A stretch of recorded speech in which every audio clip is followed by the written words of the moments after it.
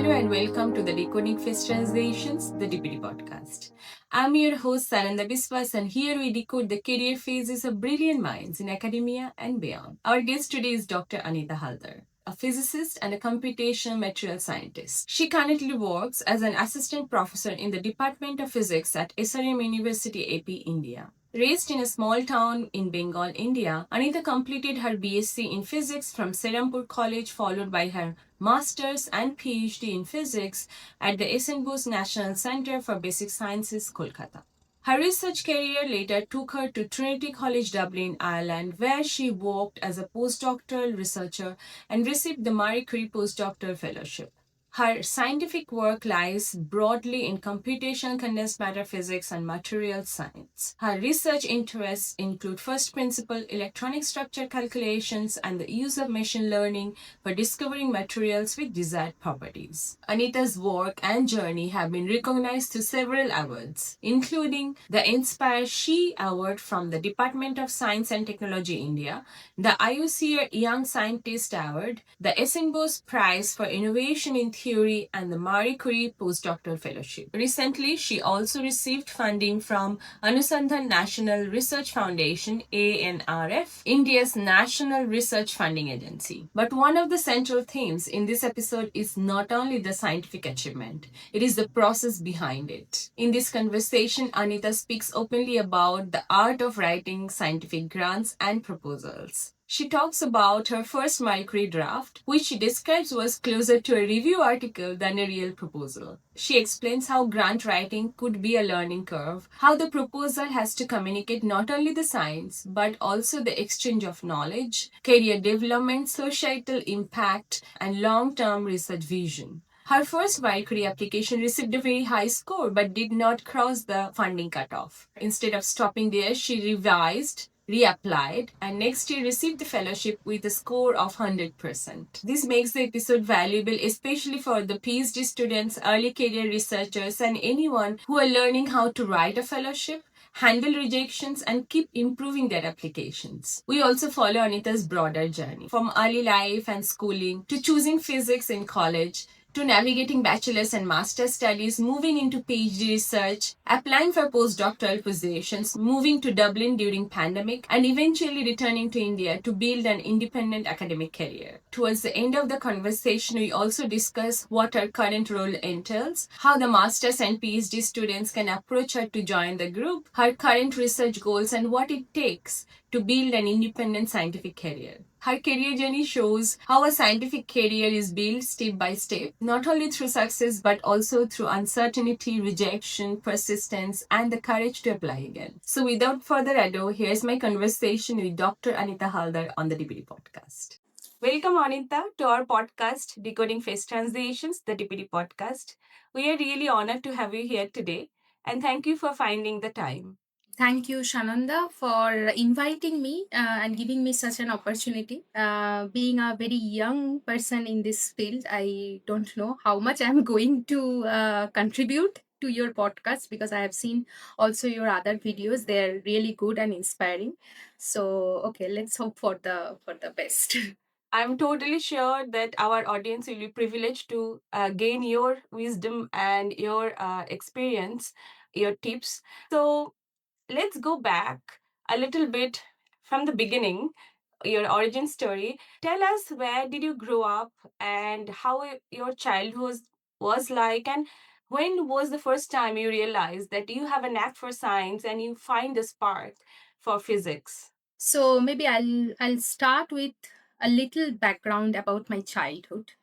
So I was born in a suburban area in India, particularly in West Bengal, which is the capital of West Bengal is Kolkata, is widely known in Europe and other places in the world. And the place where I have been grown up, it's not a like rural place as well as a city, but it's kind of in between.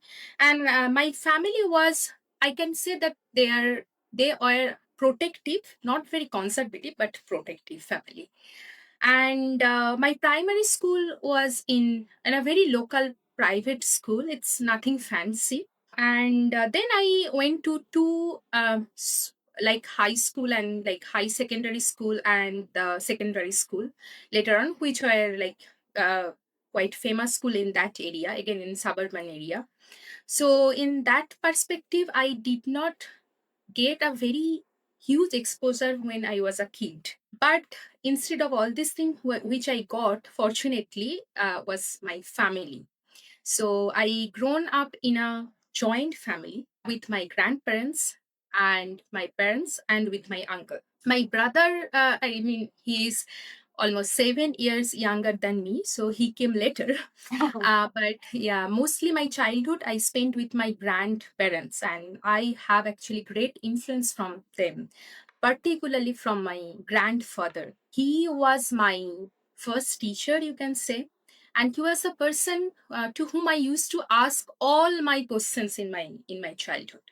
You know, and he was actually by occupation he was a teacher. Okay, so I have seen him in his retired phase. At that time, I mean, I used to see that like all the days in the week, many students used to come to him for private tuition. So I grown up in that kind of a educational environment where people are very serious, like all my family members, they are very serious about like education. That was the main thing from them for them. So what I can say that whatever like principle right now I have in my life, whatever motivation I have in my life right now, it was greatly influenced by my grandfather, because I have seen him that his farsightedness, or like the way he used to get respect from the other people in my locality, which he earned, of course. And that influenced me as a kid, because I have seen that and I have learned it from whatever I used to see. So that was the part of my grandfather. Also, I should just mention, because this is, I think this platform is a great platform to actually acknowledge my family, because we often miss that. And the second person in my life was my mother. So my mother is a housemaker, and from a very early age, I used to hear from her that you have to be independent financially, whatever happens in life. So that I understood in a very early age. Probably I was in fifth or sixth standard at that time. So now I can realize that the mentality I have as an independent woman, that actually came from her. And the person I should take the name, of course, my father. And he was a service person, so he used to travel almost 3 hours every day from home to Kolkata, because we used to stay outside Kolkata.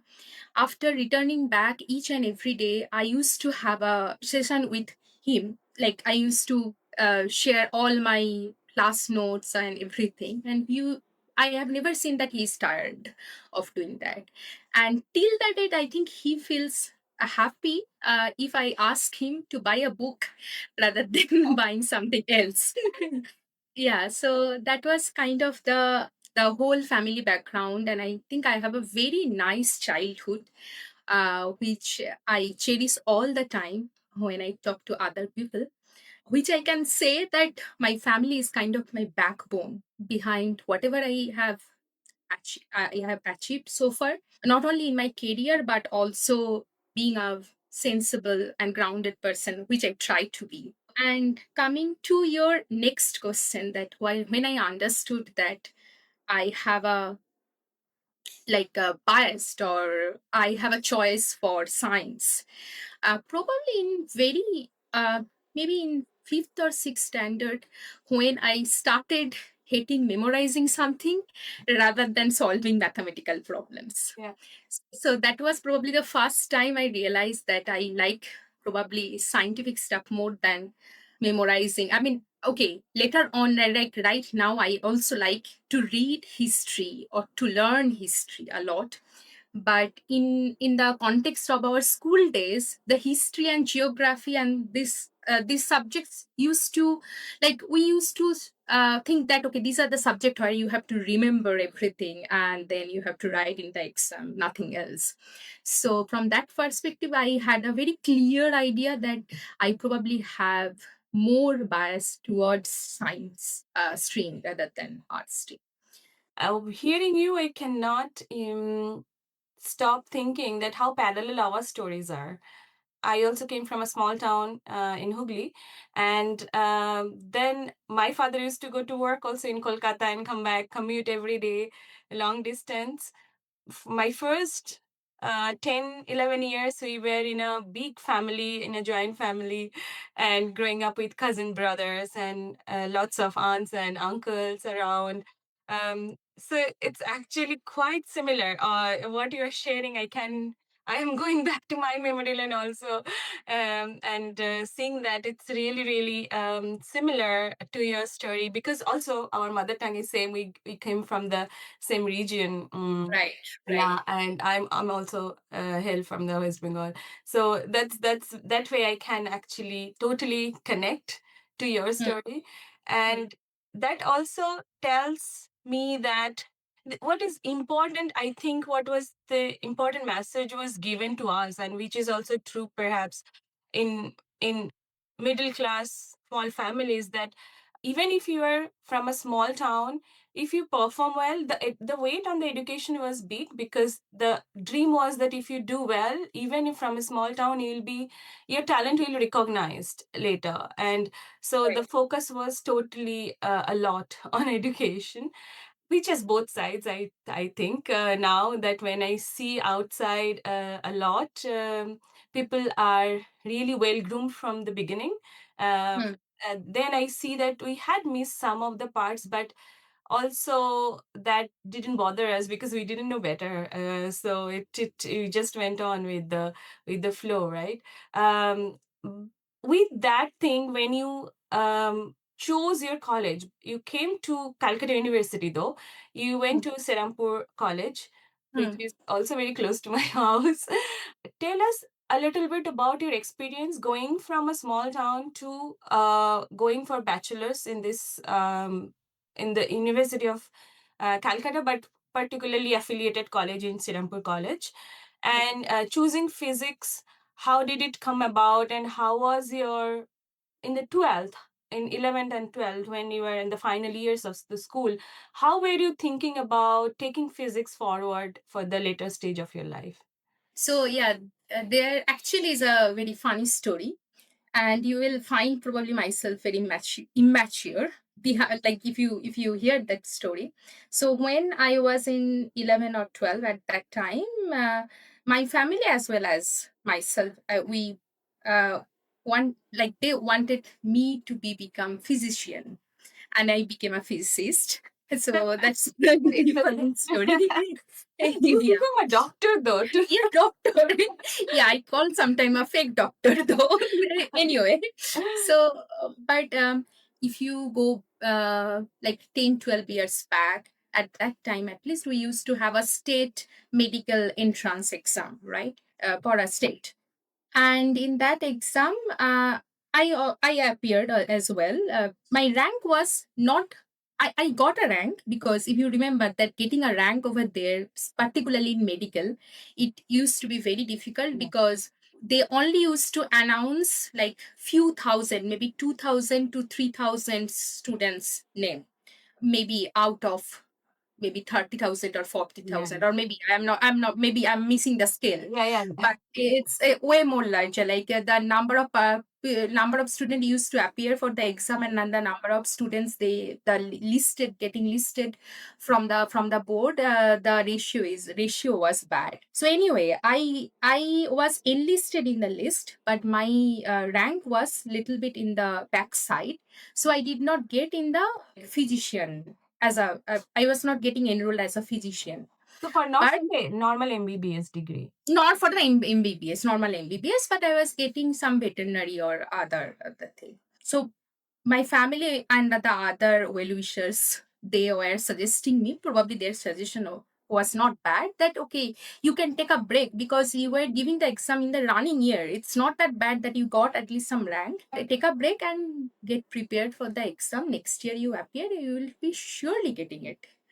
And then I was like, okay, but the thing is, I have to read the same books once again. Yeah, true. So I want to explore more. Yeah. Then I thought that okay, what are the next subject I like other than like being a physician? The first subject came to my mind was physics for sure. There was one reason. I should take again the name of my school teacher, Prankrishno Shahu. If I don't know whether he will be seeing this podcast or not. I want to really thank you, sir.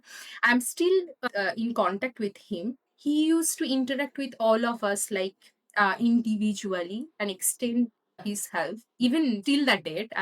That's why I'm in contact. So I far from Goel also in physics and chemistry during in my HS like 10+2, which we call in West Bengal.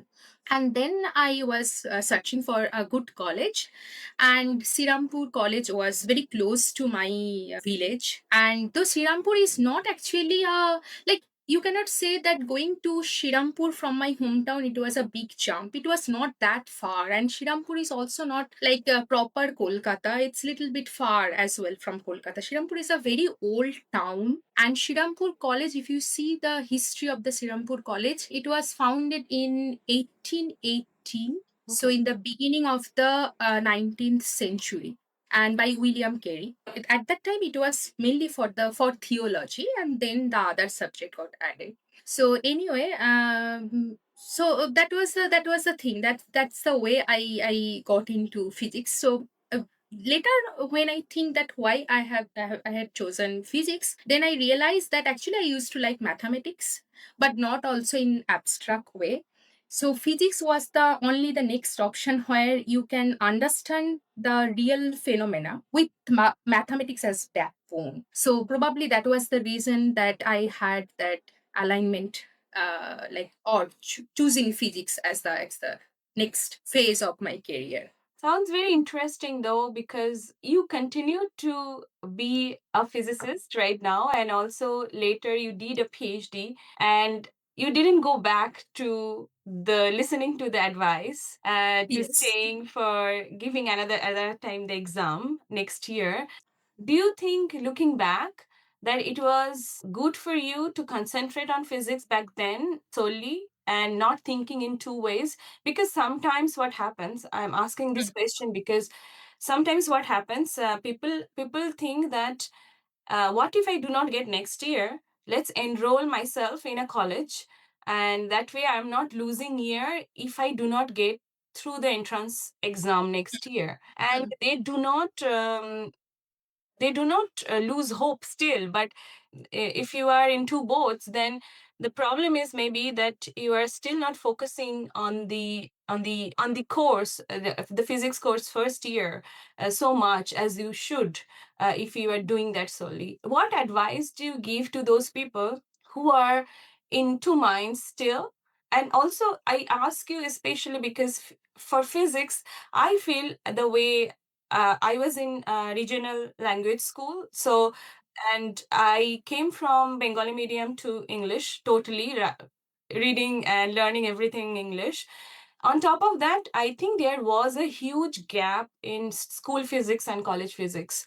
The right. way the way thought process was getting formed, and how to think about a physics problem, and how to approach physics, those were Hmm. quite different in school and the College. bachelors. Yeah, when Right. first years of bachelor, when we started that.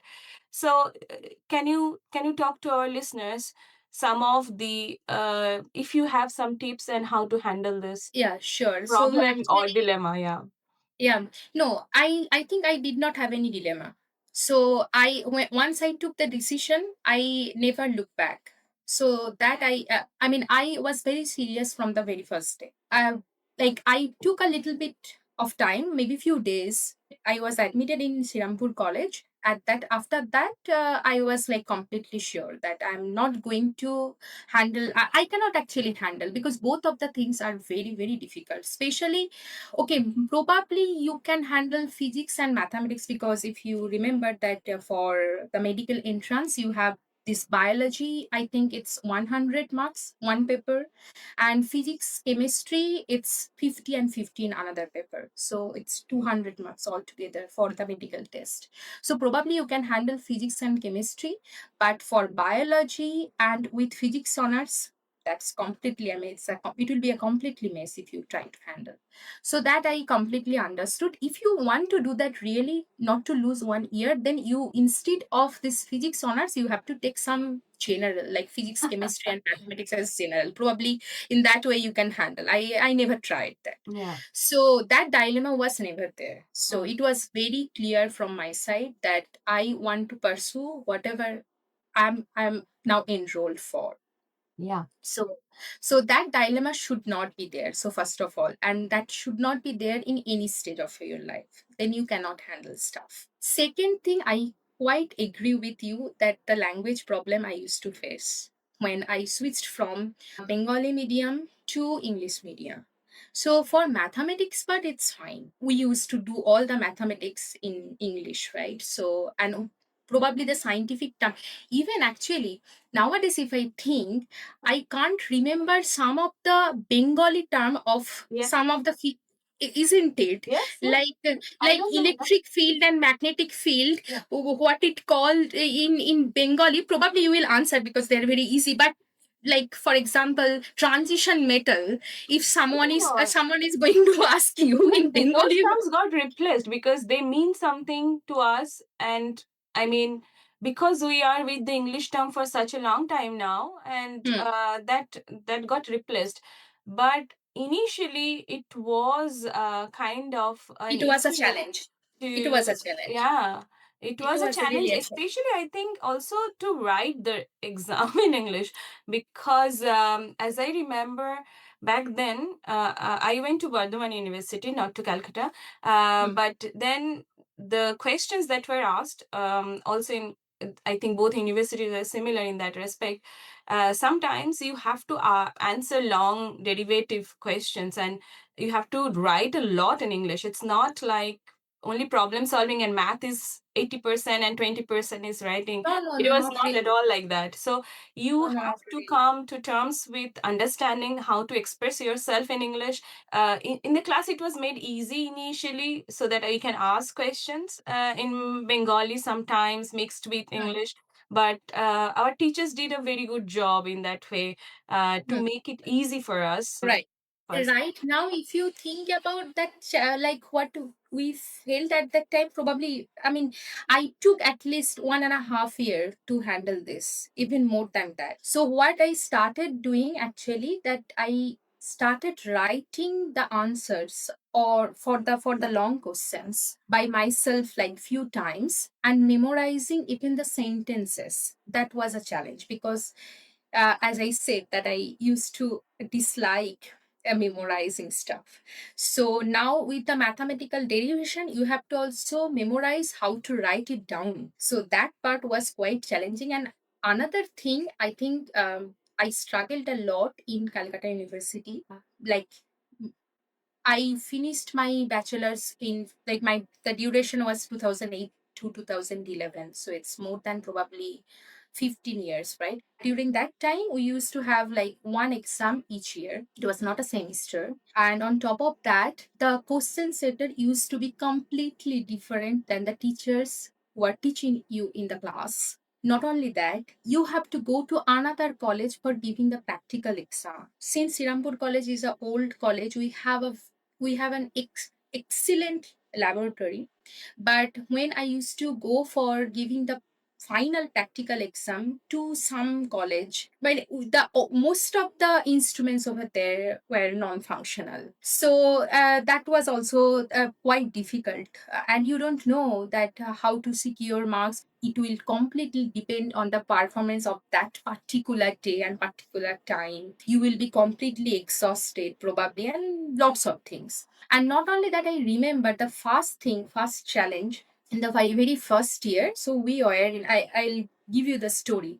Then in the very first year, we were like 45 students in the class. Okay. And all of them were having very good academic background, because Shirampur College, I mean, you if you know that it's a probably the best college in the suburban area, out at least outside Kolkata. So the first paper was of 100 marks. So we used to have like 200 marks in the first year, 200 marks in the second year, and 400 marks in the third year. So in the first year, 200 marks was like divided like 100 marks in the first paper, 50 marks in the second paper, and 50 for the practical. So the first exam was of 100 marks. And before that, my experience was like, if I appear for an exam, I will probably give like at least 90, I will attend at least 95 to 100%. So that was my concept. So when I got the question paper, I found that I can only attend 60 marks. Okay.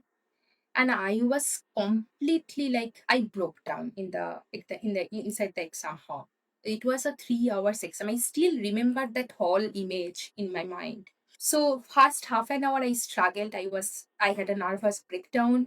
But then I thought, okay, let me do like stepwise. Like maybe I could not do the whole sum. Probably I can do some up to some extent. Let me try. So in that way I tried whatever I can. So I could probably answer 60 to 65 or something, or maybe 70. Then I came out from the examination hall. Again, my father. I said that okay, I'm going to take a break in this year because the exam was horrible, and I could not attend more than 65. So the marks will be horrible. So I have to drop this year. Then my father was very stubborn. He was like, you have to give the second paper as well as the practical, because he had that experience that this is not like your 10 plus 2 where you are supposed to get more than 95% marks, but this is Calcutta University. And if you get around 60% at that time, now I think the picture has been changed, so it's more than enough, or it's good marks. So please be patient and go for the second exam. So fortunately, my second paper was good. So I attended almost out of 50, I attended like 45. So this story actually, I mean, I remember till the date the marks I attended and everything, right? So I mean, you can understand that how much trauma I got at that time. So and the practical was also good. So overall, I got a good marks, like above 60%. And right now, since I'm teaching the students, they cannot even think that above 60% is a good marks. I think out of 47, maybe 10 students or maybe 7 to 8 students, they got more than 60%. After first year, the student strength became from 47 to 25. Yeah. So that means student dropped. Yeah. And that's why, I mean, the thing you said now, that there is a huge jump between 10 plus 2, like 10 to 10 plus 2, and this 10 plus 2 to graduation. If you see that kind of in our language band gap, it's actually, yeah, too high. Yes. It's too high. Yeah. So yeah, I still remember that thing. Yeah. So in bachelor's, probably I struggled to get marks, and I used to be very anxious about it. Yours was a little later than mine. We were of the time when we had only part one and part two and two exams. Right. So right. It was a little different in your case. The important thing is also to get adjusted to the new way of thinking and accepting what is the success, what I'm going to achieve, and each phase of our life actually demands that to redefine success for ourselves, because it's not the same 95% attempt and in the school and right. 70% attempt in first year of honors college right. exam. It's quite different, and quite different. Yeah. And yeah. But they are both can be considered successful in their own way, and so it's a very different way of thinking, not only about the concepts of the subject that is also new, but also way of accepting yourself and your performance and evaluating your performance, right? Especially that is totally different also in PhD. There is no no Marks, actually. totally right. Yeah. So Yeah. it starts there during bachelor's. Tell us about what was the whole experience like, and then how did you decide for masters? Were there any plan B during that time? What was going on in your mind, whether to continue physics or to branch out to go to different fields or different jobs? So the thing was, so I never been very ambitious. So that I should admit. Right now, probably I am very motivated and focused.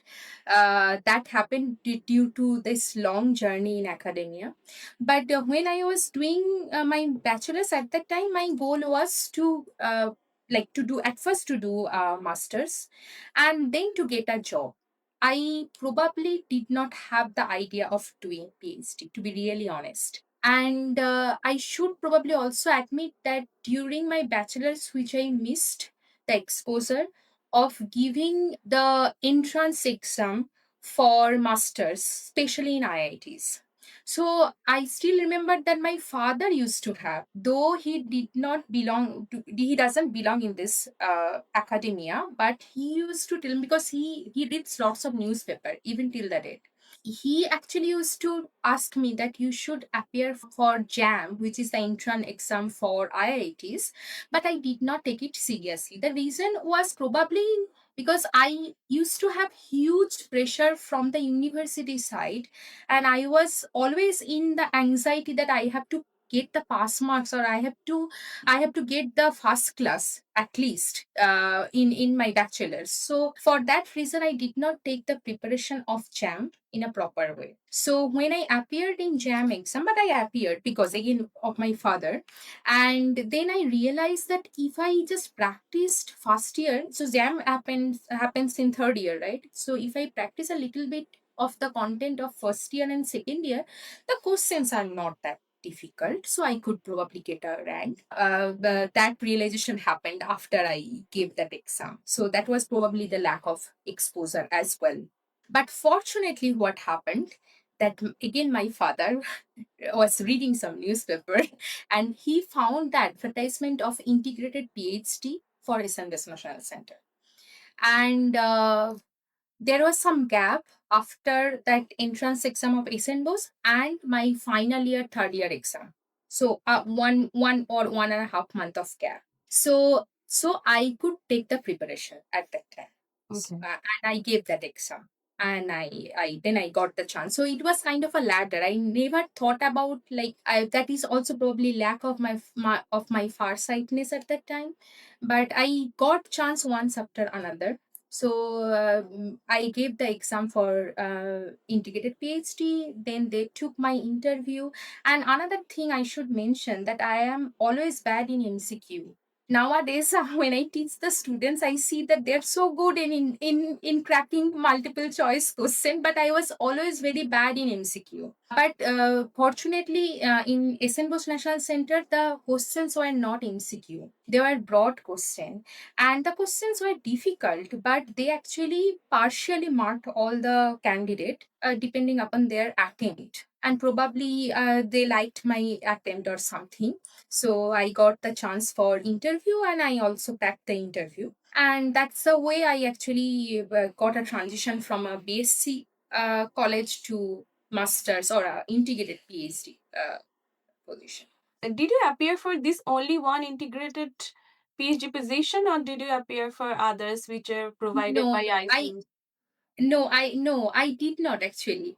I only appeared in for one particular exam, since I was consistent with my marks above 60%. So probably I would get MSc in Calcutta University Rajabda Science Yes, College, which is a yes, very famous one. true. And but I never applied over there, because the result came before. So I already at that time enrolled in SN National Center, and I was happy with it. I was really happy with it. So yeah. So, but then when you had accepted this offer for integrated PhD, you were already thinking about masters will lead to a PhD, right? Yes, So, actually, that is kind of, you can say, also kind of vision my father was having, and I was following the path, okay. kind of. So my father, and I should also take the name of my maternal uncle. They used to discuss all these things, that after masters, what is this PhD, and what is the tenure of the PhD, because that kind of exposure did not used to have when I was a bachelor's student in Shirampur College. But it happened very slowly. It was not something very well planned, that okay, I'm doing a master's. So okay, when I got the opportunity, at that time I started thinking that probably I'll be going for a PhD, but not before that. How was the experience during your PhD at SN Bose? And also tell us about your research questions that Hmm. where you are after broadly, so that a school living student can also understand. And if you want to go deeper, you can go much deeper later, because I know you also are a computational physicist. I just want to mention that our audience is well familiar with DFT and density functional theory calculations, because some of our earlier guests have given some context and some introduction about it. So you Hmm. can omit those parts, but mainly go through your particular material challenge if you had something. But just before that, I just want to mention about the integrated PhD, the Sure, MSc please. part, Yeah. a little bit, because after going over there, I really understood that you don't need to worry about exam. It really means a lot to me, and I got a very homely as well as research environment. We used to be like 10 students in the class, and I used to have one-to-one teacher interaction. The teachers were available to us any moment, and they used to encourage to having a very one-to-one interaction outside the class time. Then we could avail also the library until midnight. That was a residential campus. So the whole environment of masters was very different from bachelor's. And at that time, probably I started understanding physics in much more deeper way. Mhm. And also I started doing small research project. I remember I did actually 3 research project during my masters, and 2 of them were from experiment. Okay. Not 2, actually all of them were from experiment, and then I switched to the computation. That is another story. During that time, I did understand that how to present, how to make summary, like project summary, or how to work in a scientific problem, the all the basic need, which probably I would not get if I am in any other general university. So it was possible because I was in a very research oriented environment. Another thing I would like to mention, that the PhD journey, again from MSc to PhD, it was also not very smooth. So I That yeah, is because surprising though, because that is very surprising, and that is the most challenging time in my life so far, like at least academically, you can say. Though I was an integrated PhD student, I did a few experimental project, but then I felt like during PhD I should go for computation, because I used to like computation. okay. In my masters I had rigorous computational physics course, and then I joined in biophysics. Okay, and I started working over there. Then after some time, I started realizing that okay, this I'm not getting enough interest over here, or probably I'm not learning lots of things. But it took quite a lot time. It took almost 1.5 years to decide that I don't really like what I'm doing right now. So this is from the after the decision to do a PhD. Then This one is and a half after years. finishing my masters, because Okay. masters, after finishing your masters, you will be getting a Sure. separate degree. So, Yeah. and then also there is a actually you have to give one interview during the switch of masters to PhD. That is Okay. the rule. How does that work?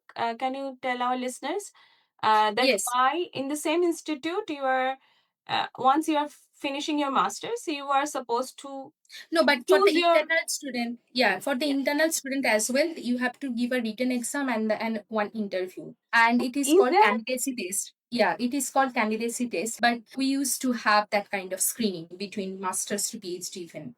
Another question here.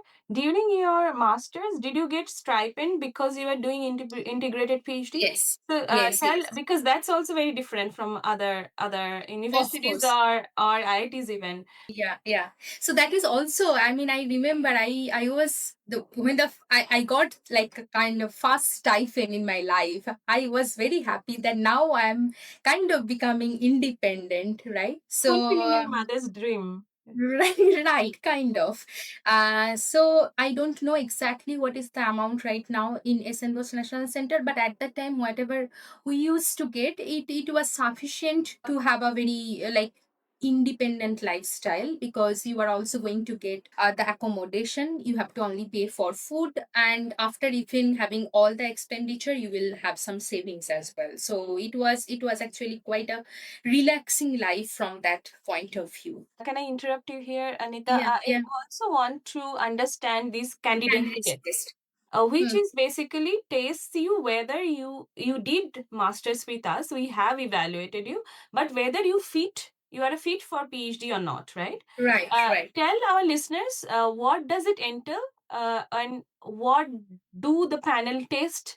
Do you have to choose a PhD guide before or after that? I mean, you can choose a PhD guide before, but it will be unofficial. You can just talk to a person, and if they if both the parties agree, but you have to pass to that test for sure. What I remember, I again, I don't know what is the rule right now in Essenbush Center. But that was the We rule. are all talking from our experiences, Yeah, right? exactly. It was also it happened in 2013, so you can understand 13 years back. Mm. So, but I remember that I have given one exam, and the syllabus was whole masters. And after that, I had a interview which was good for me, because they tested the basic knowledge, like whether I still remember the question. One of the question probably I still remember, that one professor, even I remember the name of the professor. Anyway, so he asked me to draw linear joint potential. Okay. He told me that what is the functional form,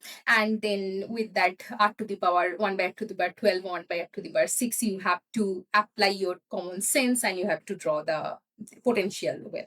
I asked this question because I was trying to understand whether they are trying to see as whether you are fit for research, which is basically the similar kind of interview others go through when they apply for PhD positions after Right, clearing right. NEET, GATE, and Mhm, other eligibility tests.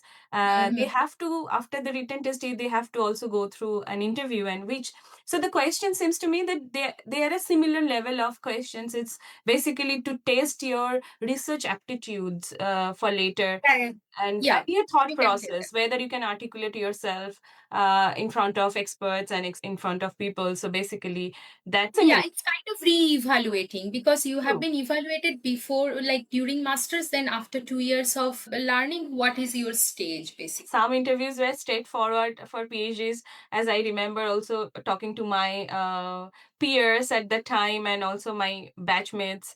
The Hmm. questions we are getting also sometimes very straightforward, but sometimes also they used to push us to think on Right, board, on right, your feet. right, How can you right, think? And how can you right. articulate what you are thinking at the Yeah, moment? yeah, Because you are right, facing that question for the first time, which is you'll do when you face research later, right? right, So right. whether you have that kind of ability, so this is, I think, a little some places people also taste that they take them to a journey, and so which is also very wonderful to also go Yeah, through these interviews. Yeah, right. In this case, the advantage was that you don't need to compete with the external students, that's true. and there is almost no competition. So if you can answer things properly, and there is no, like, not something that okay, they are going to take 5 out of 10 or 6 out of 10. That is, I think, again, I am saying that I don't know what is the rule right now, but it was also not very difficult, but also you have to be serious. Maybe Yeah. they, I mean, people used to check how serious you are about doing PhD. Mhm. So yeah. Yeah, so thank you for explaining the details. So, Hmm. when you said you the toughest phase of your academic career was this 1.5 years after you have chosen to do Yeah. a PhD, which is on the biophysics topics. Yeah.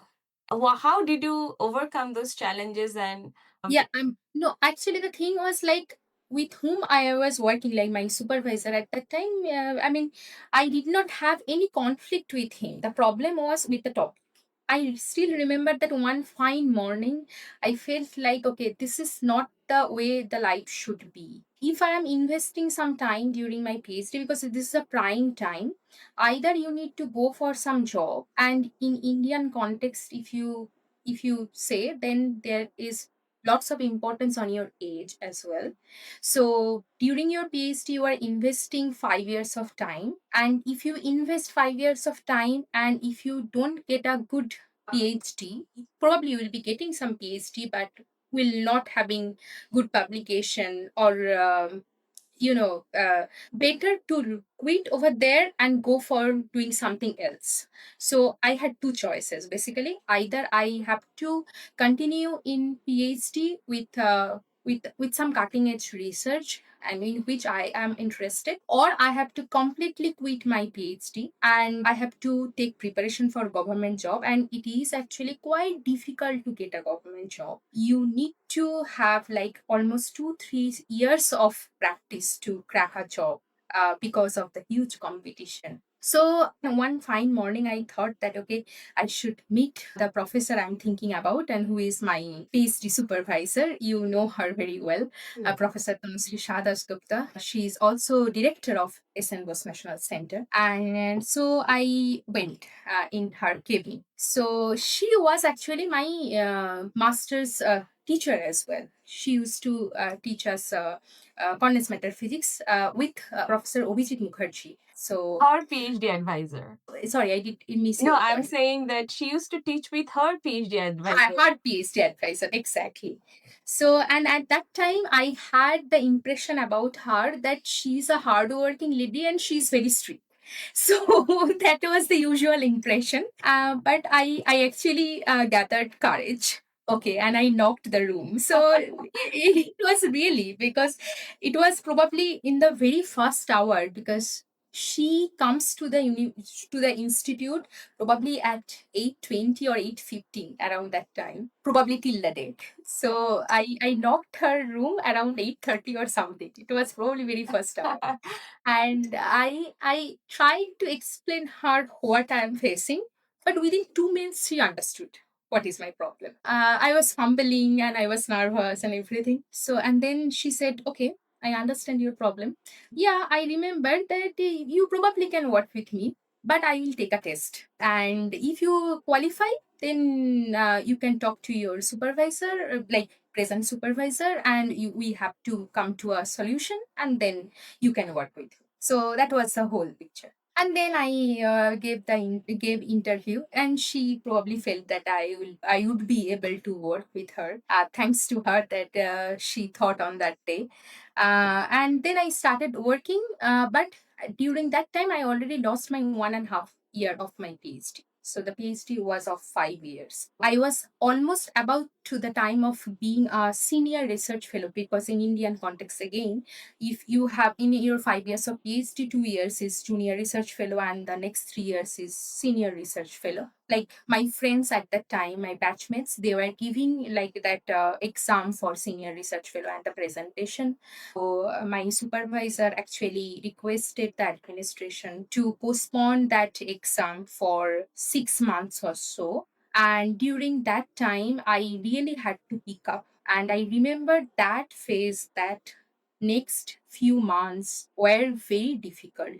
I used to work every day. And not only every day, because also, like, particularly over the weekends, I used to go to my group seniors to get.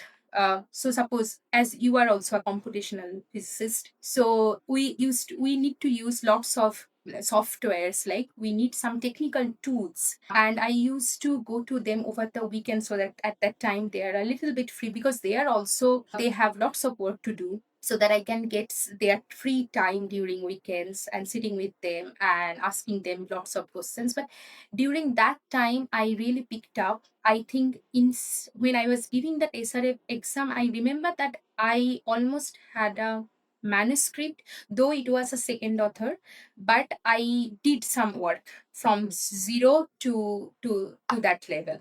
That's Uh, really commendable. yeah, Really yeah, commendable because it's hard to get a grasp of new subject, new thing, and especially when it's computational physics, you have to understand the tools, what the tools do behind those right. things. So you have to get a quite a bit of knowledge about the theory, tools, softwares, and also your research problem, which is the New main to core you. things, Yeah, right? yeah, So, yeah. it's a lot. Then in 6 months, that seems a tremendous progress. Yeah, I think because that happened also because of her guidance, like a proper guidance. I started working in spintronics in strongly correlated materials. My thesis was on double peroxide. You know double peroxides Yes, very well. these are particular structures of the materials.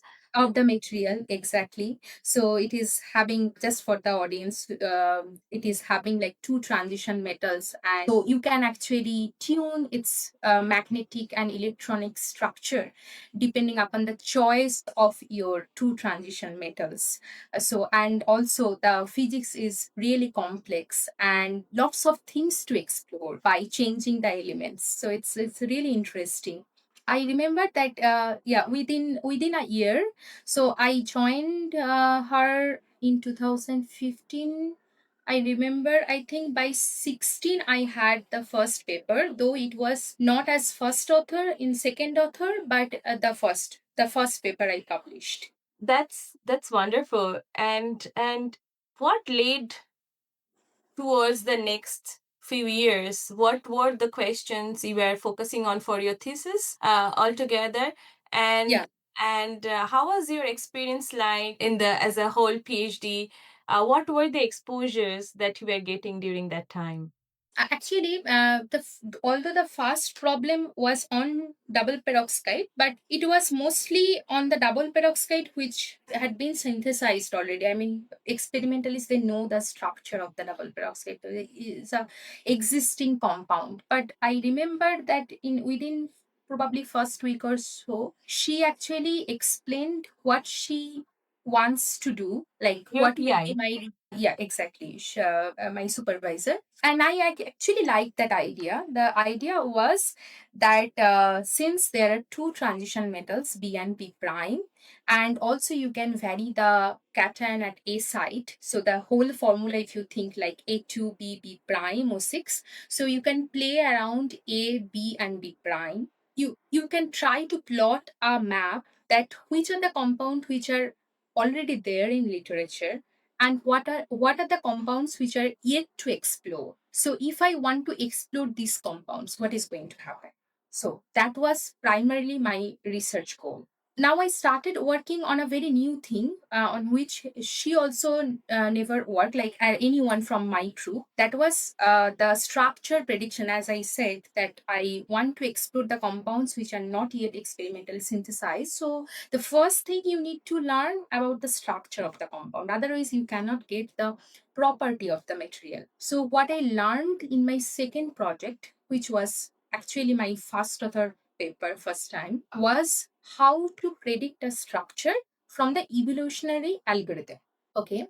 And the evolutionary algorithm I used for that is called USPEX. I mean, someone just can search with that name. In that project, we actually predicted with computation, like USPEX also uses like ab initio calculation other than this evolutionary algorithm. We worked on some rhodium based double peroxide, and we predicted six new compounds over there. Of course, you will understand very like well that out of them, actually four were ferromagnetic half metal, and two of them were antiferromagnetic metal. Now, the antiferromagnets are generally insulator, so getting antiferromagnetic metal is actually quite unique. Yeah. And also, ferromagnetic half metals are not usual. Yeah. So, all the six compounds, they were very interesting. Then I remembered when I was working on that second project, On some day, I had a discussion with my supervisor, and she said that we'll be doing something very new. Probably you will not be understanding in the beginning, but it's something very interesting. Then I was like, okay, what is this thing? And she introduced me in this machine learning field.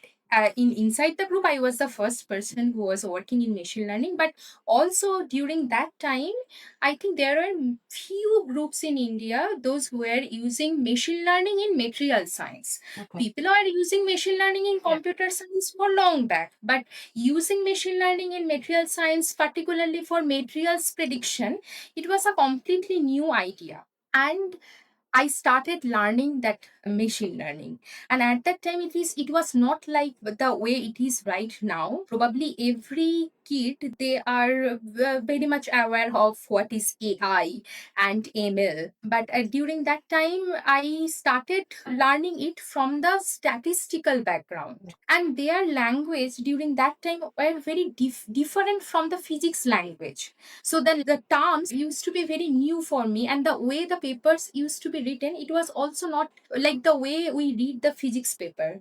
Okay, it was a little bit different. It was not difficult though, because fortunately we have a very good mathematical background, so Yeah. we can probably grip everything very quickly.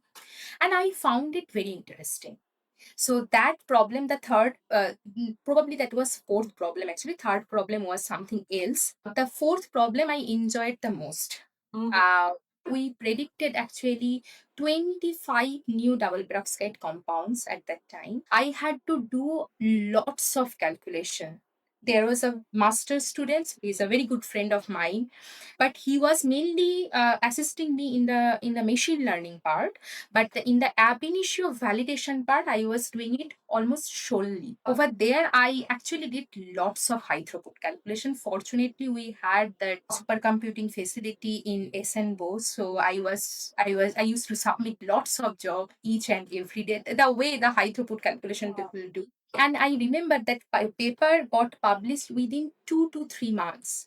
Minimal question from the referee side, and that is probably my most cited paper till the date. And I probably did not use a very sophisticated machine learning algorithm, but we actually, whatever we did, it was kind of physics informed machine learning to predict the new compound. You will be happy to know that based on our prediction in 2000, so we published that paper in 2018 or 19. I don't exactly remember the year, but in 2023, from SNBOS National Center, the experimentalists, they were able to synthesize few of the compounds from our prediction. That was quite actually interesting and also inspiring, right? So you are predicting something in the computer, experimentalists are going to the lab and they could synthesize some of them. This is a success story of basically computational material science. You can predict, but if it's getting validated from the experimentalist by the experimentalist, there is nothing more satisfactory, I think, than this for a computational physicist, right? I would also like to. You mentioned that your main goal was for spintronics. Tell us that how spintronics is now essential for our technological progress, and also the material properties that you were talking about this double perovskites having, like some of them are antiferromagnetic metal and ferromagnetic half metal. How do that combine and how do that facilitate the spintronics applications? Yeah, but so in a very easier language, if I say that in spintronics, besides the charge degrees of freedom of an electron, you also exploit the spin degrees of freedom, right? So now, And there are two, so basically there are two, up and down, up and right? down. And Yeah. that you can use it as bits. So if Yeah. it is one up, it is one, then zero, it's down, something like. So it basically spin transfer to bits, and with that you can use it in the data storage. So now if you think about this magnetic tunnel junction over there, how it functions, so basically you should have two ferromagnetic metals, and then you should have an insulator in between. So for the parallel alignment of the two ferromagnetic metals, there will be the current will be flowing, so their resistance will be very low.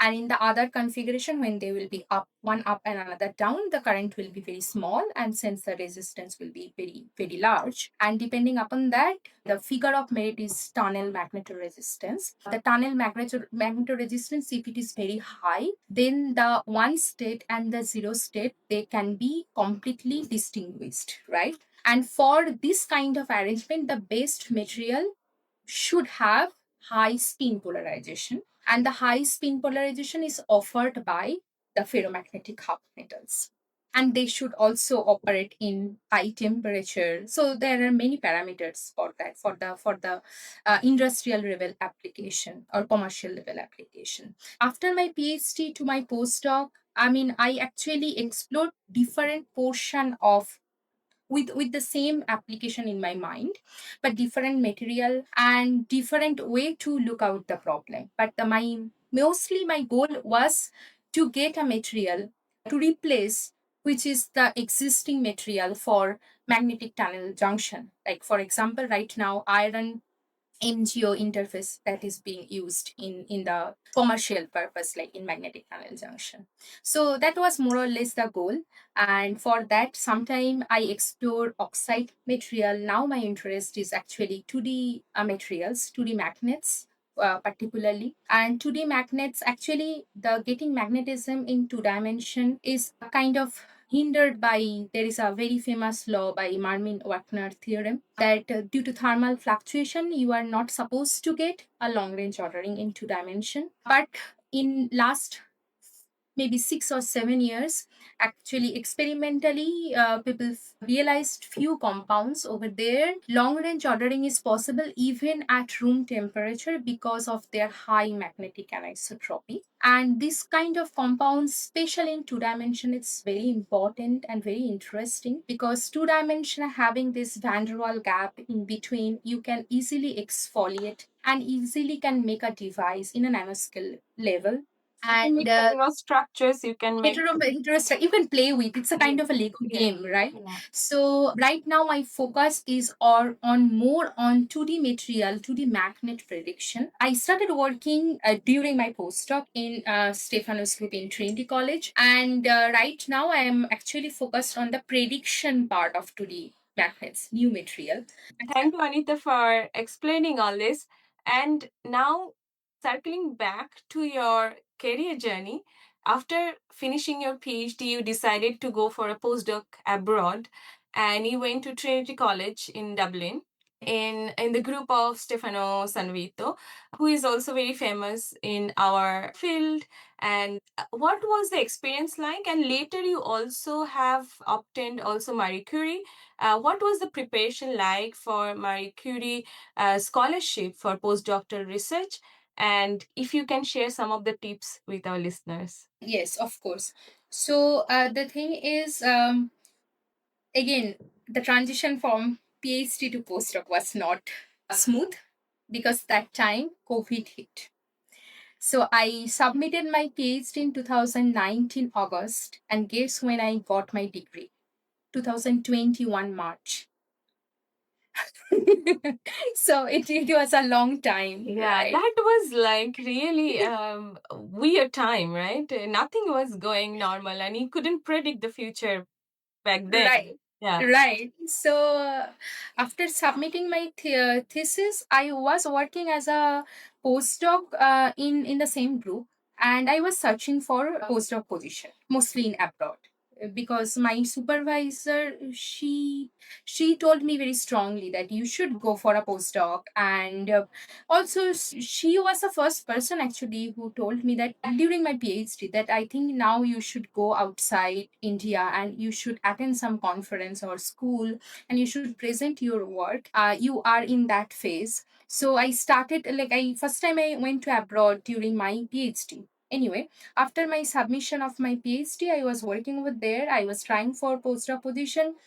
Then it was a little bit difficult actually because I did not have degree in my hand, especially for a postdoc in USA. So Europe probably they were fine, but for many places they told me that you will be getting a like kind of less salary because you are not having the degree. But with that situation, I gave one interview in Stefano's group, and not only with Stefano, there was another person, Dr. Andrea Tocchetti. So with both of them, actually, I got that position in 2020 February. And Okay. from March, Yeah. from March, it started happening. So I was just started planning that I will be applying for visa in maybe May or June, because I got the position in February. So I asked them that give me 2-3 months, because I need to just whatever work I am doing in Tanusri's group, I need to like Give it make it completion. exactly. Yeah. So but what I thought and what it happened, it was completely orthogonal probably. So yeah, from March it started, the lockdown started. But I was since I was working already, I had lots of project in my hand, so I was working continuously with Professor Sadas Gupta. During that time, actually, Andrea, we are having some discussion that he said that we will be waiting for you. Both of them actually will be waiting for you. Don't worry about that. So I'm really grateful to both of them for that reason. So one day I had a conversation with Andrea, mostly with it started with from Andrea's side, that with my CV, he feels that I might be getting Marie Curie Fellowship, so we should try. And that during that time, he also had some time, because we all were working from home, and since I was also in home and mostly working in few projects with my previous group, so he said that let's write a proposal for Marie Curie, and he was also a Marie Curie fellow Okay. during after his PhD. So then I started writing a proposal, and believe me, the first draft which I made, it was a disaster because I remember it was kind of a review rather than a proposal.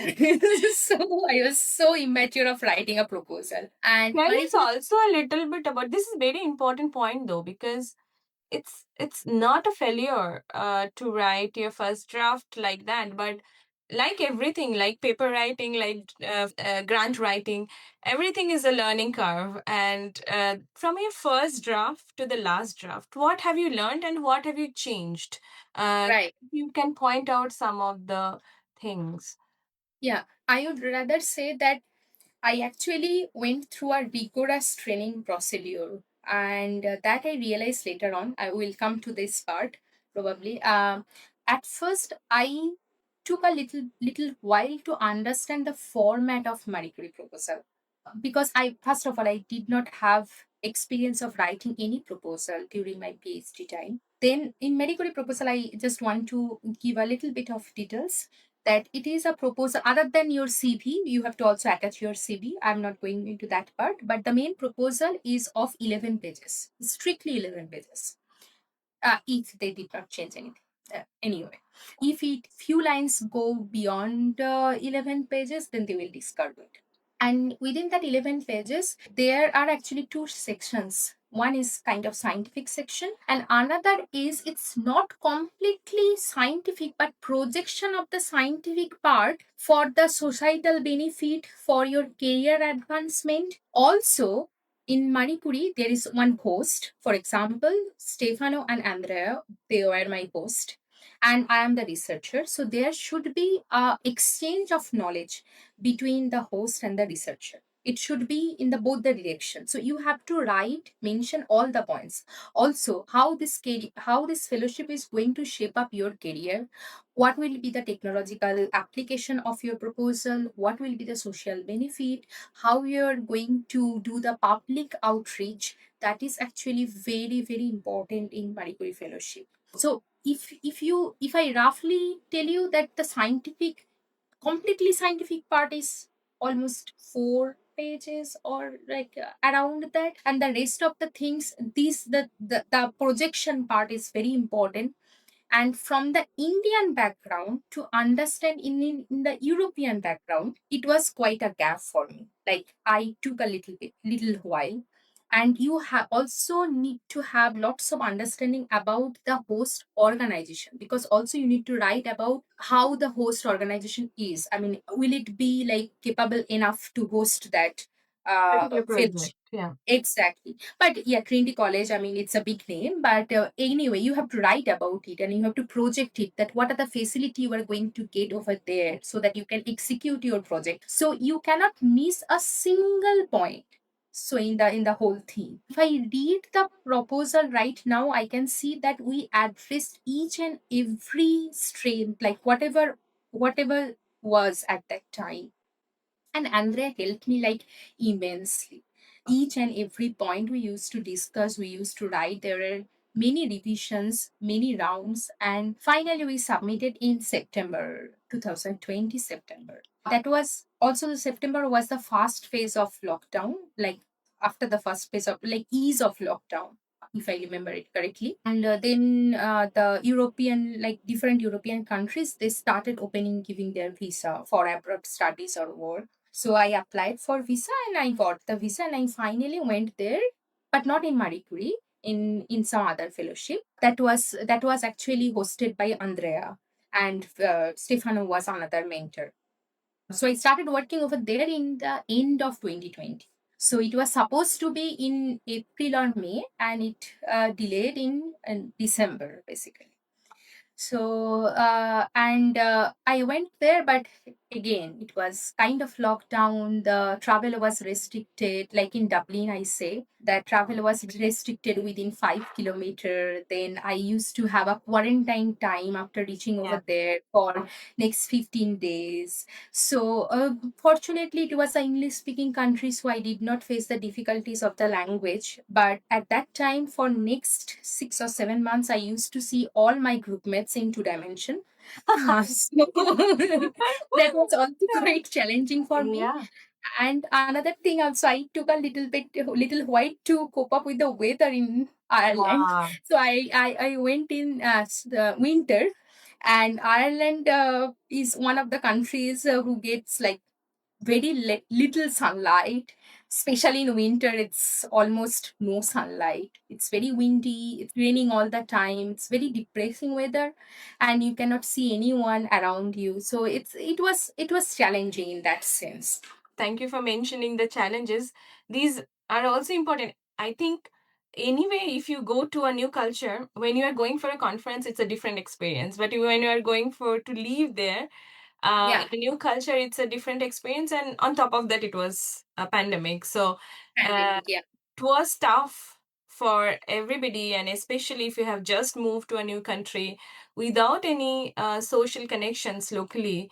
I can imagine how hard it could have been. Tell us, what were the problems you were focusing during your postdoc, and when could you finally transfer as a Marie Curie fellow and then focus on those projects as well? So I had a background of machine learning and density functional theory from my PhD group. Then over there, I started learning quantum transport mostly, and also a bit of mean field theory, dynamical mean field theory to some extent, not like greatly, but to some extent. The interesting point is my first application for Marie Curie actually was not successful. Okay. So it was rejected. And though it got a very good marks, like more than 90% out of 100, but the thing was like it did not qualify the cutoff. The cutoff is in general around 93, 94 or something. It varies also. At that time, I remember that Andrea said that your proposal is good. So we should submit it once again. So again, there is one criteria I should mention right now. So right now, the criteria for writing Marie Curie is you should have a PhD degree. During my time, it was not. I mean, right now you need PhD degree.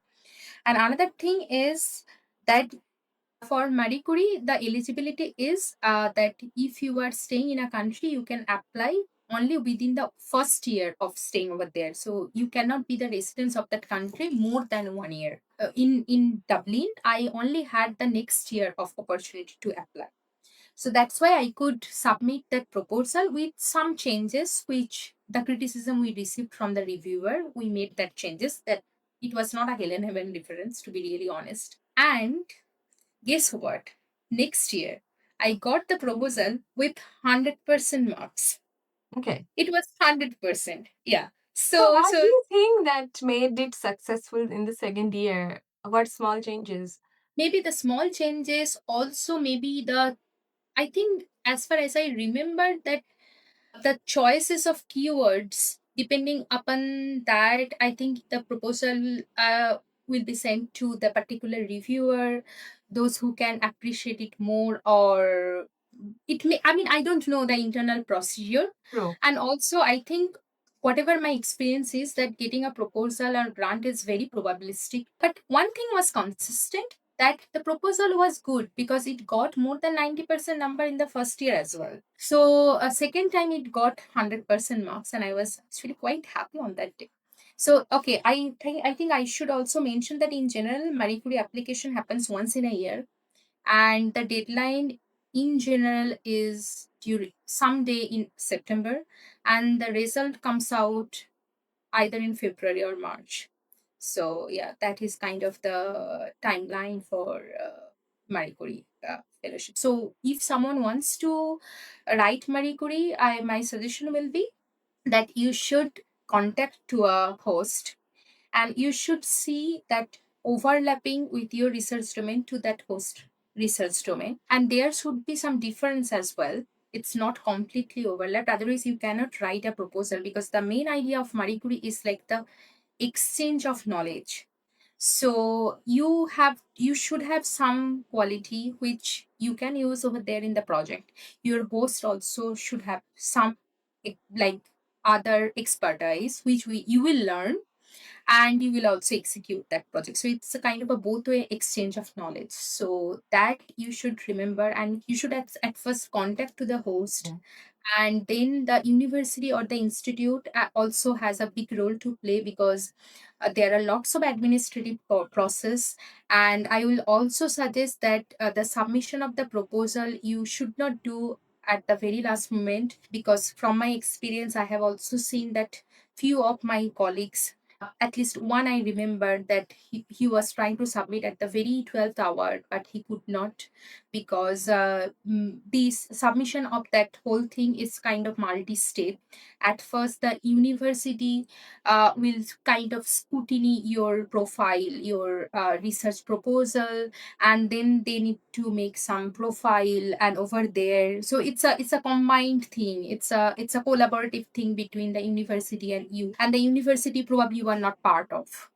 So it's a completely new university. So if you really want to submit your Marie Curie proposal, you have to be like very serious about it. Serious, you should have a very good contact with the university administration as well as your host.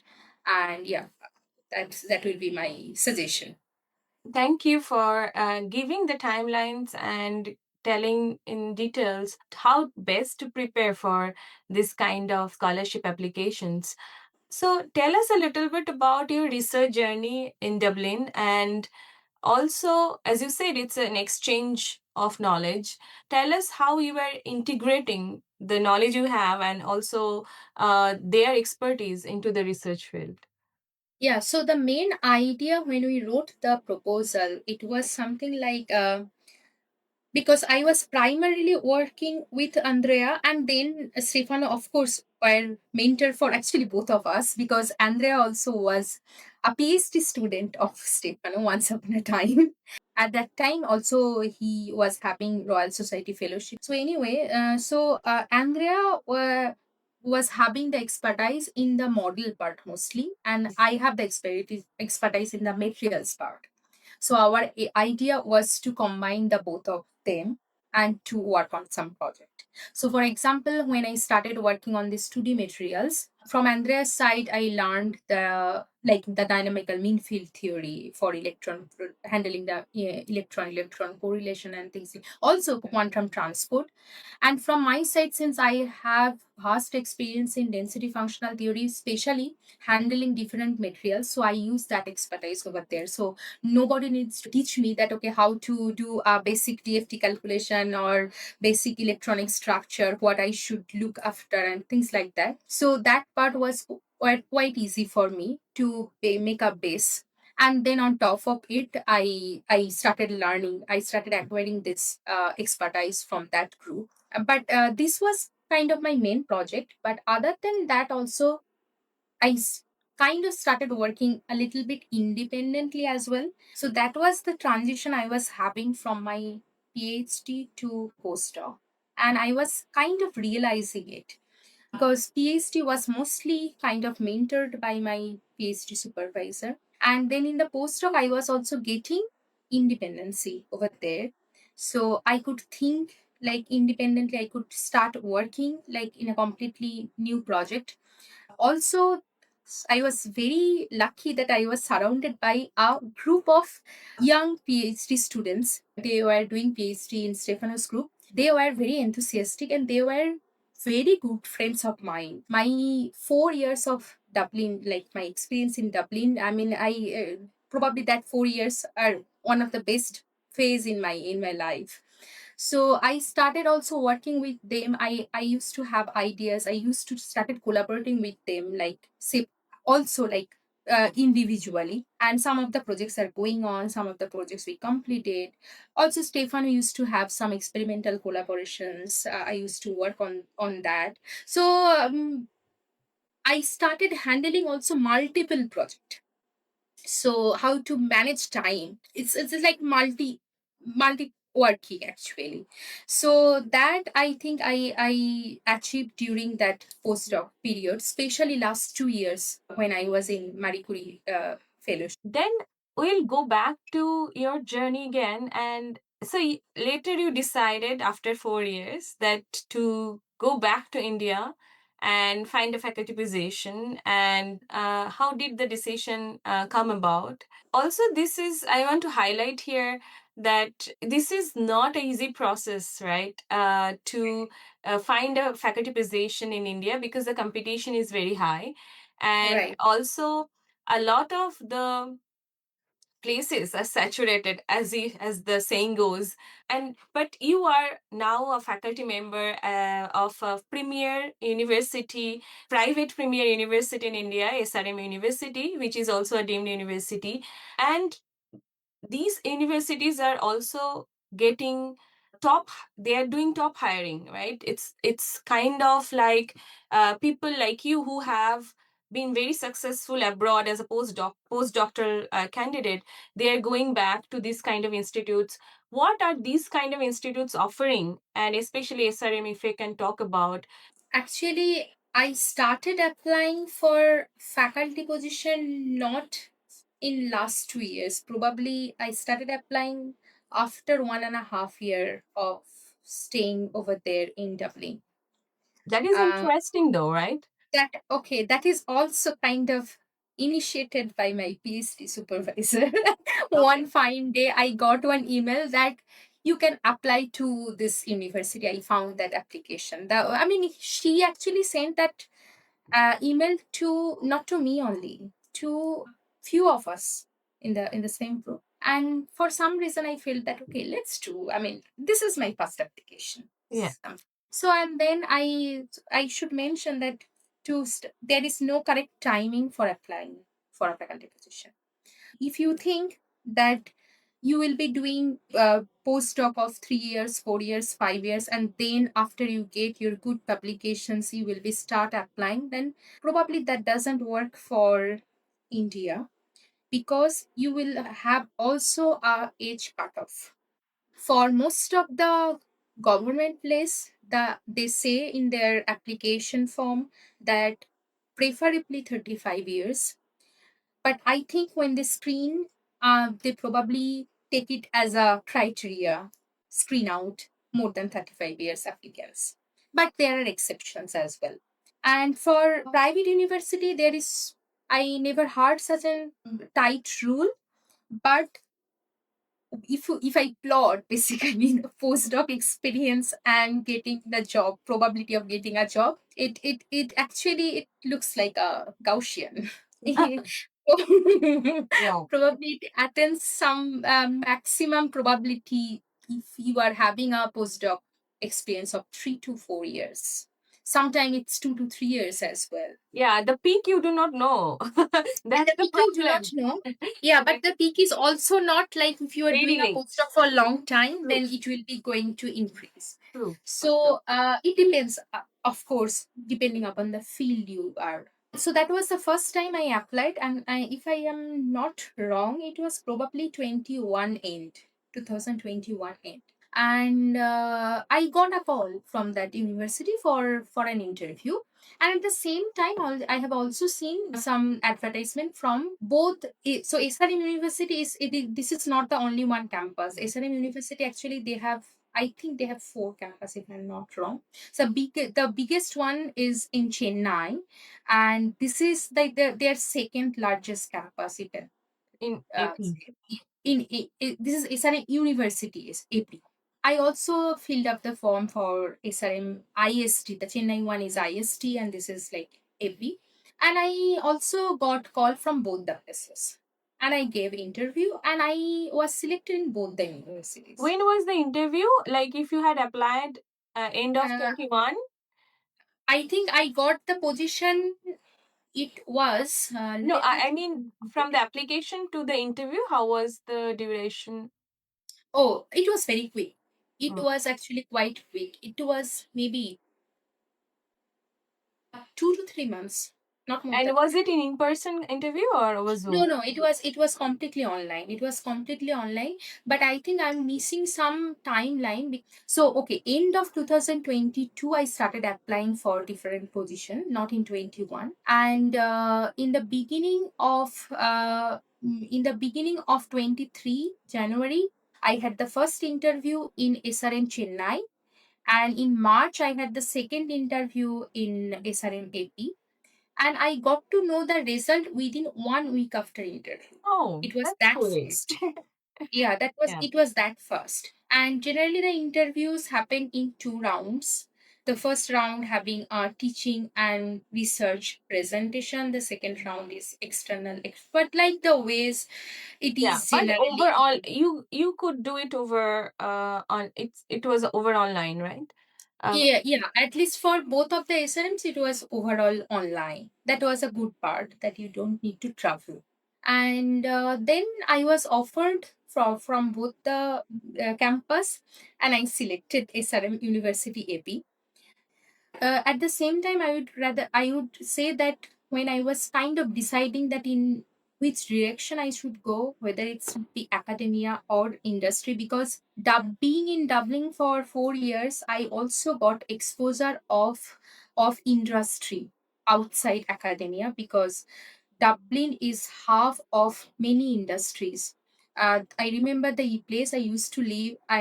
There used to be like three or four Google offices at the same place, and many IT industries, and also machine learning was blooming at that time. So I had the option to explore even as a data scientist.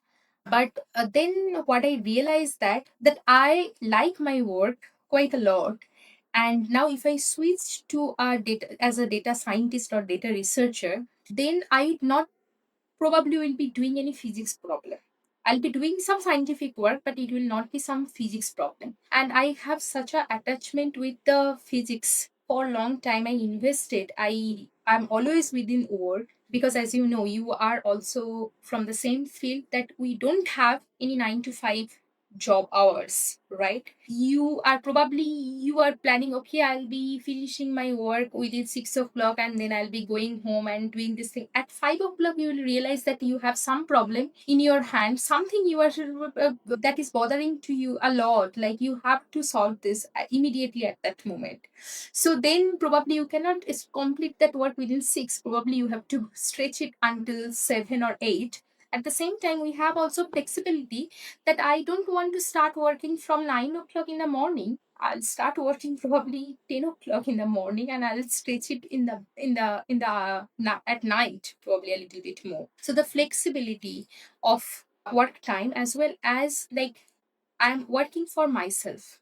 So that is the thing I felt like this is there are lots of difficulties in academia, being in academia, that this is not a field that will give you success like within few days or within few years. There will be mostly failure, some success, but at the same time you will be working for yourself. So that actually inspired me a lot. That actually helped me to take the decision that I actually want to see myself as an independent researcher. And for that, I need to get an assistant professor position. And probably going back to my country will be a nice decision. And I also found this SRM University, they are quite research oriented. They are very serious about interdisciplinary research.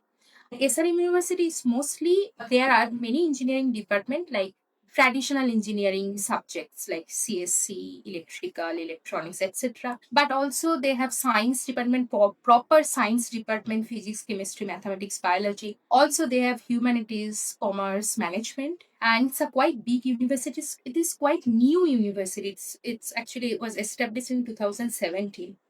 And right now, the student strength in our university is more than 11,000. We have more than 500 faculties, and we have more than 500 PhD students. And along with that, we have research facilities in different domain, especially AI/ML driven research. There are many faculties in computer science, basic science, those who are doing. Other than that, material science, biology, in each and every field. If you have background in physics, chemistry, biology, environmental science, it doesn't matter. You can apply to that department. That department name is CIDR, Center for Interdisciplinary Research. So if your profile suits over there, you can apply over there as well. So after seeing all these things, I mean, and the motivation for research work, so I decided to come back. Yeah, thank you for explaining also the career opportunities for people who are searching for a job, and also the support they can have in this university, and also for the for PhDs and postdocs. Tell us a little bit about your current role and all the responsibilities that you have right now. Yes, yes.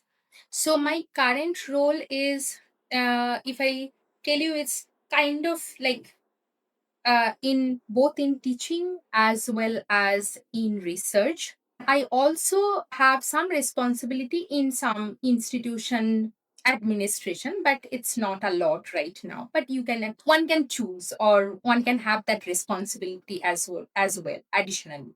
But right now, primarily I have teaching and research. The teaching, mostly we I need to do for the BTech courses as well as bachelor's, masters. And right now I am in the process of building my own group, and I'm very happy about it. So right now I have one PhD student who is solely working with me. I have two PhD students with whom I am a co-supervisor, and then I have one postdoc also. He is guided by another mentor. I'm kind of co-mentor for him, trying to build the group a little bit slowly. I'm looking for PhD students. Getting a PhD student, getting a motivated PhD student, sometime might be difficult for, especially for a young faculty. So in that area also I'm working. So you do need to make outreach programs or advertise your research to different social network. And the biggest challenge probably to establish a group is to get some funding, to get some computational time. As a computational physicist, you probably understand that we completely rely on the computational time. Sometimes I feel that it's very overwhelming, because as a PhD student, I used to have only one project. Then when I was in postdoc, I used to have like multiple projects. But okay, fine. I was managing. Right now, it's like everything. Like you have to get the funding, you have to get the PhD student, you have to supervise them, you have teaching, and then also you have also your own collaboration, because you need to have good collaboration to get publications. Not only that, to get some exposure to outside people. So everything, and now you are the only one person. So what I think that for a young researcher or for a young faculty, the first few years is very challenging, really challenging. So yeah, you need to go. If you can cope up, then yeah, I mean, let's see what happens. But Yeah, yeah, this all is the the best situation. for the future. But you are doing quite a lot in every front you had mentioned, also about building your group, and because I think it's a very good news to our listeners.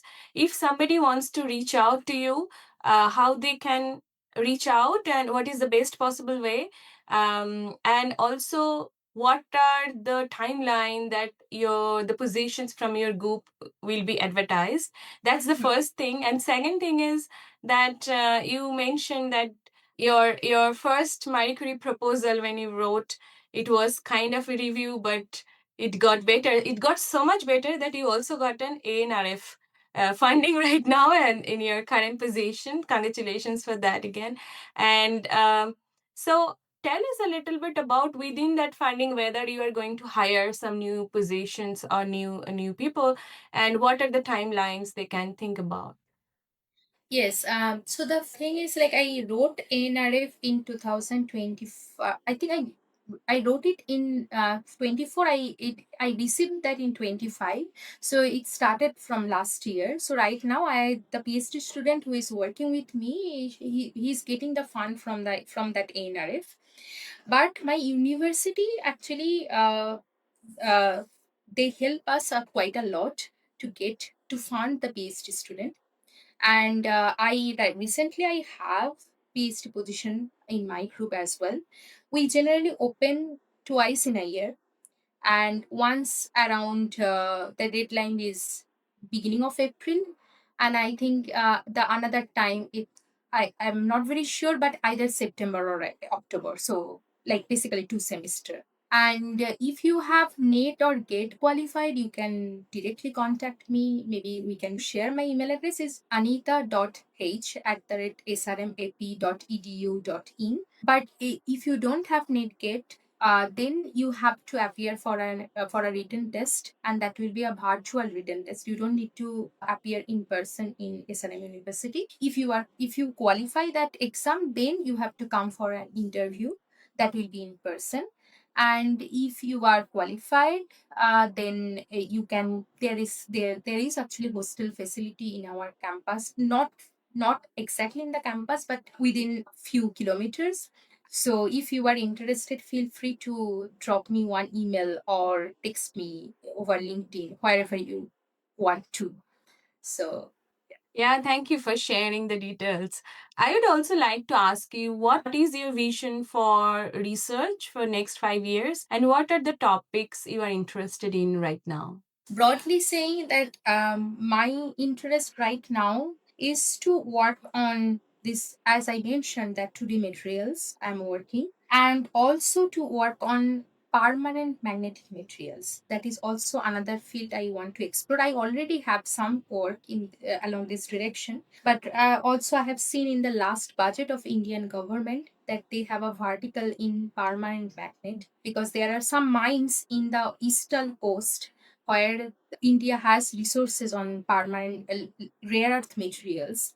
As you know, that few countries they have monopoly on rare earth materials, right? And so I'm pretty sure that that field is also quite interesting field. Other than that, I'm really very much interested in into the quantum technologies which is coming right now. And if you have heard that the SRM University, they have the first quantum computer, which was launched like last month, and this will be used as the reference facility.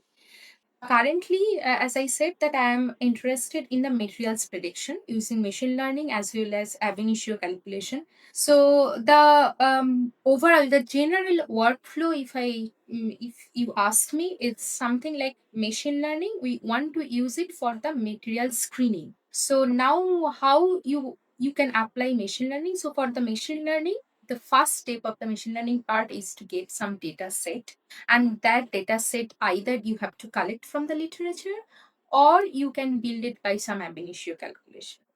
And then it is also physics informed machine learning, so you should have idea about the system you are working, because machine learning, the way I see, it's nothing but you have to write y as a function of x, y equals to fx, so that x is the property of that system, and you should have a very good knowledge about the system itself. So it's basically kind of mapping. So you have compounds. So from my perspective, you have compounds and you have some targeted property. So targeted property is basically your y. So the x are the characteristics of that particular material. So we're basically mapping. And then once you can build a model, the model, we generally use the supervised algorithm, but it also varies depending upon the problem of interest. And then you if you build the model based on your training data set, then you can explore the compounds of your choice. And then basically machine learning will help you to cut down the computational time, because now if you, instead of machine learning, you can go to each and every possibility and you can check whether the property or the existence of the compound you are thinking, whether it is possible within that compound or not. But it will be a huge computational effort. Forget about the experimental synthesis, because experimental, if you go to lab, it will be costly, time consuming, everything. But even in the from the computational background, like taking each and every possibility and test it, it's quite a lot of effort. So instead of that, machine learning people use as a screening, and then once you screen all the materials, then you can go for further like computational validation. After you do the computational validation, depending upon your problem, you can go rigorously to the material's property, how interesting the material is from the first principle calculations, or more advanced calculations like quantum transport, for example, or maybe the dynamical mean field theory, things like that. And then you can have a suggestion for the experimentalist that, okay, I have seen that this compound is interesting because of this XYZ property. So probably you can go to the lab and try to synthesize it, and probably you will be able to see something interesting. This is the kind of the general overview of my machine learning methodology. Right now, we are also trying to understand, beside the classical machine learning model, if you use the advanced machine learning model, how it is going to be. So in that part also I am focusing. There is something called graph neural network, where you can actually make a relationship between the structure of that material with the property quite easily. So that is also one point of interest.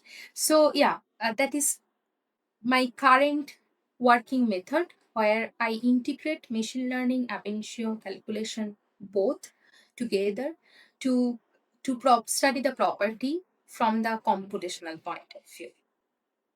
I wish you all the success for research and also at your current position. I have another question which I think very important. The question is on the art of writing grants. As you have done it several times now and been successful and unsuccessful but learn from it to make it better next time, you have gathered many data points. So, can you tell us, a person who is planning already to write some grants, what are what can they expect in that journey, and what should they be mindful of when they are writing it, you have discovered from your journey? Yes, so this is actually quite important, particularly for a young researcher. First of all, if you get a for me, I should give you the example that after I got the fellowship, although in SRM University they encourage everyone to avail their seed grant. There is something called seed grant over there. If you start as a faculty, you will be getting some help from the university to purchase some machine or instrument.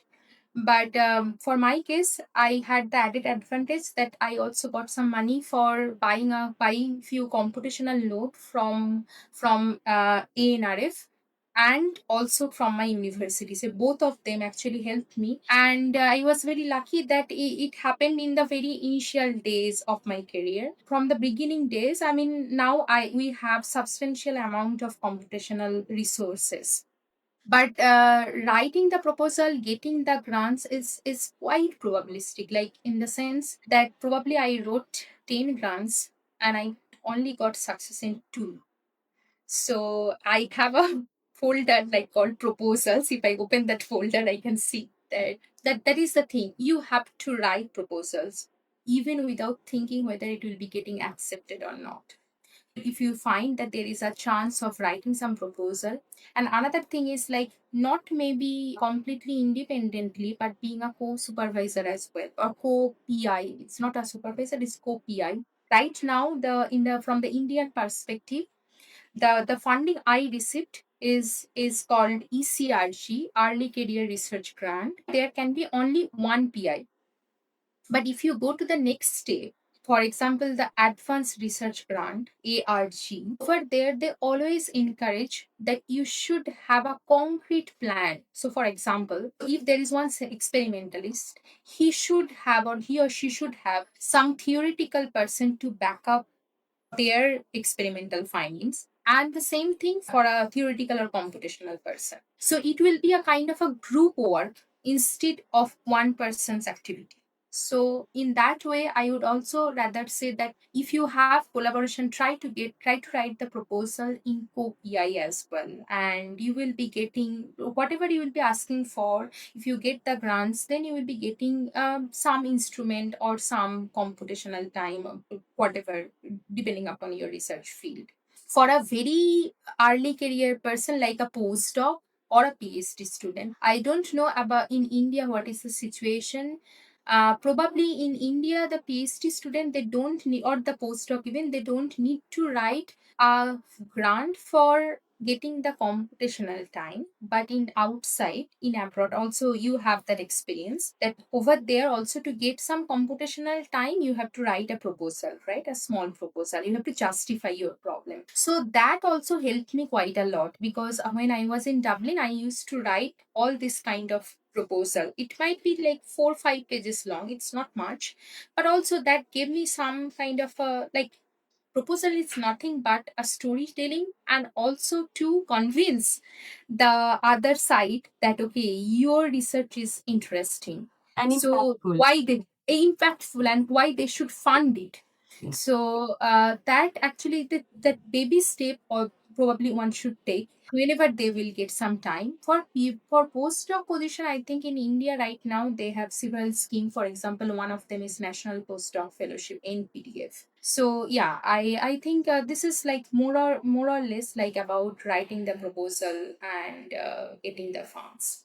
I would also like to add for PhDs that even though I don't know also in the national scenario how whether there is a funding or not, but there are a lot of opportunities abroad in the sense of Indo and the other country, like say Indo German, Indo French, and they come sometimes, like there is Raman Charpak fellowship where you can go for 2 3 months as a PhD student and you can write grant for that with the host institute again and with the host.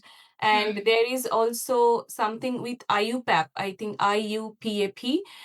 They also offer some opportunities for attending conferences or going abroad for short time.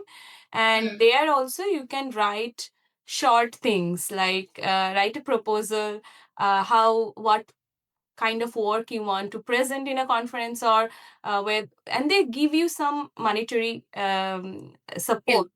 Yes, to achieve your travel or something. Maybe it's not the whole part, but you can combine something from the host institute and something like that. So I'm just saying, look out for opportunities if you're a PhD student out there. There are I kind think of, there are travel funds for the PhD student from Indian government. Over there, if you have some conference or workshop outside India, you can write to them and you can get a fund. It's also a baby step to yeah, convince some funding true, agency, right? true. And also, I think in Japan also there are few Yes. possibilities. Mm-hmm. As a PhD student, you can write over there as well. So yeah, there are few many things here and there. I think also Manipuri, they have a PhD position. Okay. If I'm very wrong, yes. Okay. Humboldt is also only for postdoc. Yes. I Yes. remember. Yes. Yeah. Things are there. So if you want to get into the practice of writing, start early, as Anita is mentioning. and take all these opportunities, as she had mentioned.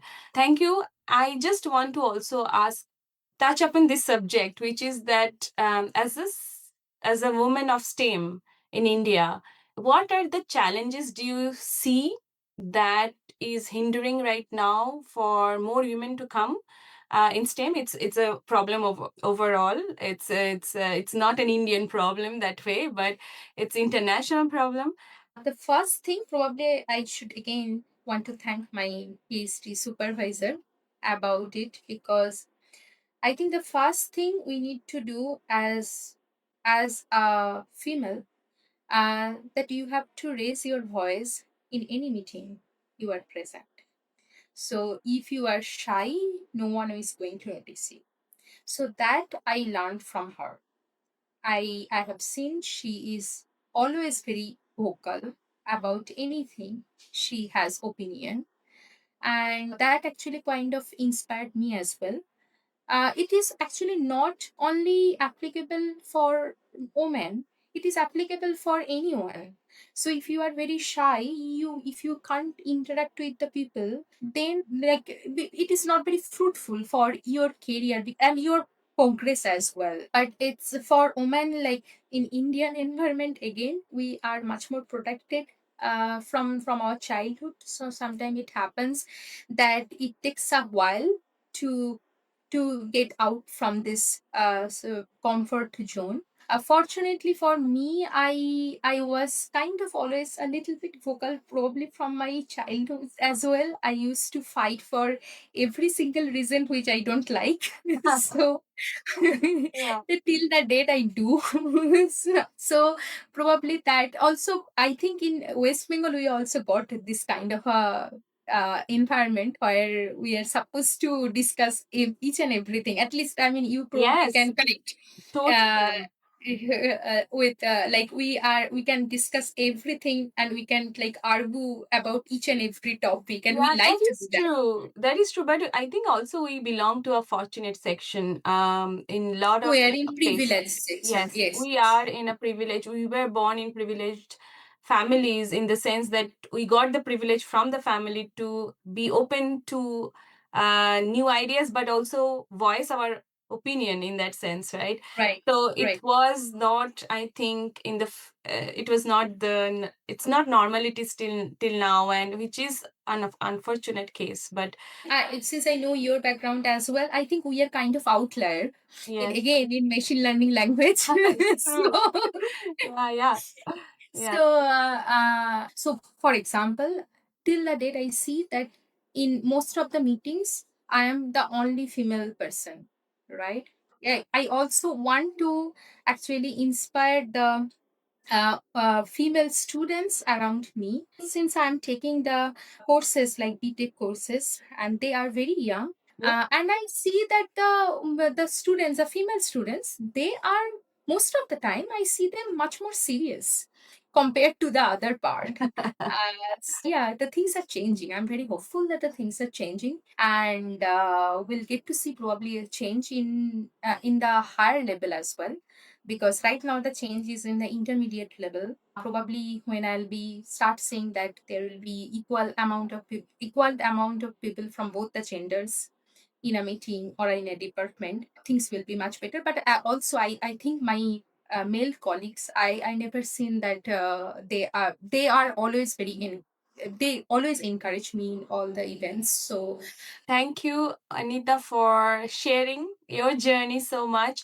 Now we'll go to some fun facts about you, and I'll ask you some short questions. Okay. okay. Uh, what are your hobbies?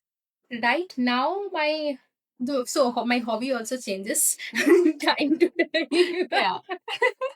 So right now I think I am spending my extra time in singing, and sometime also cooking, and yeah, and I don't get much time nowadays to read some storybooks, but that is something I again want to start. That use like I had a practice of reading storybook each and every night when I was a kid.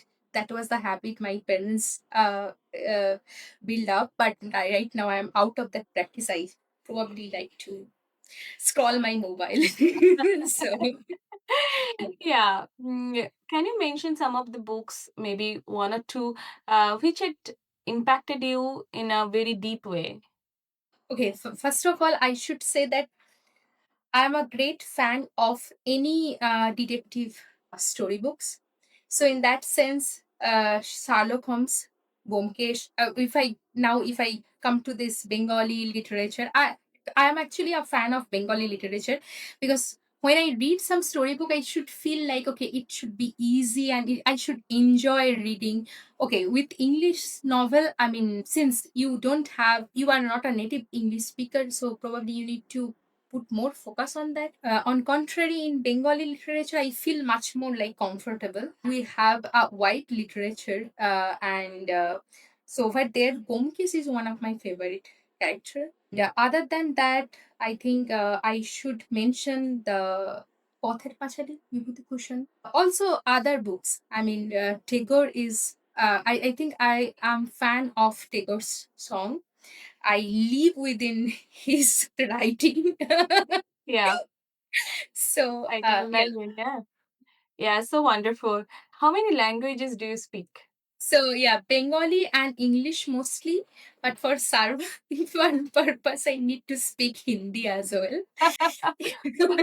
I like the way you put it. Yeah, because I never read Hindi in my school. I read a little bit of Sanskrit. Okay. So and Sanskrit, I mean, nowadays, and I mean, never been a spoken language, right? So and Hindi, I learned from Bollywood movies. So so with that skill, fortunately, I am in the southern part of India, so I don't need to speak Hindi that much. But my Hindi skill is quite poor. Yeah. Yeah. Do you want to mention any role models or peers or your mentors who had a great impact on your life? Yeah, I think I already mentioned about it when I was talking. I think the first person was my grandfather. And other than that, I think my teachers at each and every level, they inspired me quite a lot. Parents are like, I mean, you cannot, it's not a like uh, if I taking their names will not justify their contribution in our lives, so I'm keeping them aside. So yeah, more or less, the teachers at different stages, and the first person in my life who motivated me. I mean, I'm still so my grandfather passed away 10 years back almost, but I still remember each and every moment I spent with him. Like I actually we had a fortunately he had a long life, so I could spend a lot of time with him. So yeah, I would rather say my grandfather was my role model. Very nice. I have a last question. So, you had kind of answered the question, what is the biggest challenging part of your career during those 1.5 year of after finishing masters and going to PhD. So I would ask you a different question though. So if you have to pick up a failure, one of Hmm. your failures that looked failure in the short term but later proved out to be success in the long term, do you have anything to share? Yeah, I mean the incident I actually gave example. It's kind of if you in the long term that 1.5 year was kind of devastating for me because I almost spent like 1.5 year and had no output almost. So at that time I was really stressed in short vision. But if you see right now, if you look back, then it is actually maybe for that tough time I took it as a challenge, and I actually completed my PhD in 4.5 years. And I took that decision, and maybe that decision was correct, that okay, I want to change my subject because I'm not liking the subject. And I took that very bold step on that particular day. So and that's why my career completely like flowed in a different direction than it's supposed to be. So yeah, that I think that was kind of a turning point as well in my career. Yeah, and we are also thankful to that turning point. Because of that, You had such a illustrious career, and I'm pretty sure it will be proving out to be a successful in the long run also. And thank you for talking to us today. Thank you for sharing your journey. It was really inspiring, and also I think you had shared a lot of deep knowledge and wisdom about writing grants and being honest with it when you had faced failure and how you came through it. So thank you, Anita, for all the stories and tips. And thank you for again for inviting me. When you approached me for the first time, I was a little bit nervous. I was actually still nervous in the beginning. You are the first person with whom I have this kind of a session, and you are doing a great job. And you are inviting many people from different fields and having a deep discussion with all of them. And I also wish you a very successful podcast in future, and I also wish to meet you very soon in person sometime. Yes, that's really. I also wish that, and so glad that we could at least share this space today. Thank you. Thank you. That was my conversation with Dr. Anita Halder. A journey to physics, computational material science, grant writing, and building an independent scientific career. What stood out the most in this conversation for me is Anita's honesty about the process behind the success. Very often you see the final result, a fellowship, a grant, a faculty position, an award, but we do not see the drafts, rejections, revisions, uncertainties, and the repeated attempts behind it. Her story of the Marie Curie Fellowship is a powerful example of this. One of the most important messages from this episode is that academic funding is not always deterministic. As Anita says, getting a funding is very probabilistic. But it doesn't mean that it is random in a discouraging way. It means that preparation matters, clarity matters, timing matters, and the persistence matters. We also heard how grant writing is not just about presenting a good scientific idea. It is about explaining why the work matters, how the host institution supports the project, what knowledge will be exchanged, how the researchers will grow, what the broader impact could be, and how the project fits into a larger scientific and societal context. For young researchers, there is a very important lesson. A proposal is not only a description of research, it is a carefully written argument for why the research should be supported, why now, why here, and why you. For students, PhD researchers, postdocs, and early career faculty members, this episode offers very practical takeaways. Write early, revise carefully, do not submit at the last moment, learn from rejection, and remember that one failed application does not define the quality of your work. Anita's story shows that how a scientific career does not move in a straight line. It is built through persistence, reapplication, mentorship, self-correction, and the willingness to keep moving when the result is uncertain. If you enjoyed this episode, please comment, like, and share it with someone who can find this beneficial, especially people who are considering to apply for grants and fellowships. And as always, you can find the places, people, and the topics discussed in the show notes or the description box below. And subscribe to the YouTube channel. And if you're listening on the podcasting platforms, consider to follow us so that you don't miss a following episode. Until next time, keep exploring, keep questioning, and keep learning.